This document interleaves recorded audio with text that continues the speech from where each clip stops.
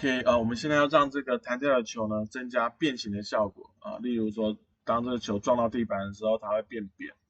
当这球在加速度的时候，例如坠落的时候，就是反弹上来的时候，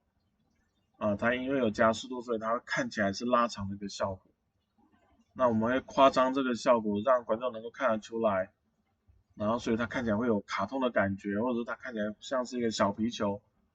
它是柔软的这种感觉，而不是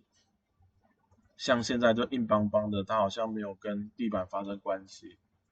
我们看不出来它到底是什么样的材质这样。所以变形可以让这个球呢可以看起来比较自然，然后有赋予它呃这个个性或者是材质的一个特征这样。所以呢，我们就把这个时间轴给归零，然后我们到点2下，我们进到这个animation，然后就是我们现在目前的property 只有 position， 就是位移。那我们再新增加一个新的一个 property， 就是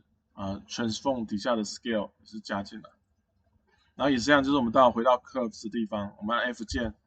就是focus 到全部的画面。那么所以这个球一开始的时候，它应该是形状应该是一的，然后当球落到地面的时候呢，它应该是变形，应该是压扁的。所以呢，球落到地面的时候呢，它应该是压扁的，比如说把它变成0.7好了，就是压扁。那么这样就是压扁，然后这样是正常，就是1，然后变成扁这样，变成扁的一个形状，变扁。然后我们希望球有受到加速度的影响，所以这个过程中它应该是越来越长，越来越长，越来越长，然后到前一刻才变扁这样。所以这个前一个 frame 呢，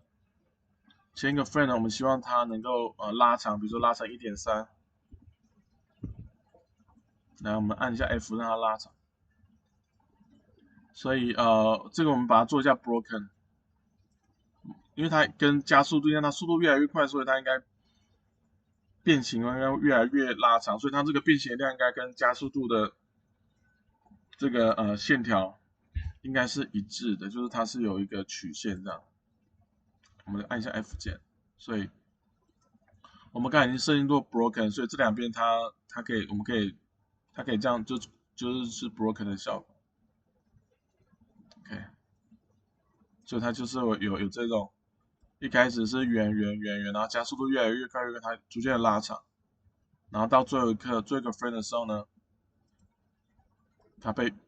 变扁，然后再上去再反弹这样。所以我们现在来 play 一遍。OK， 所以现在我们就是有看到这个球呢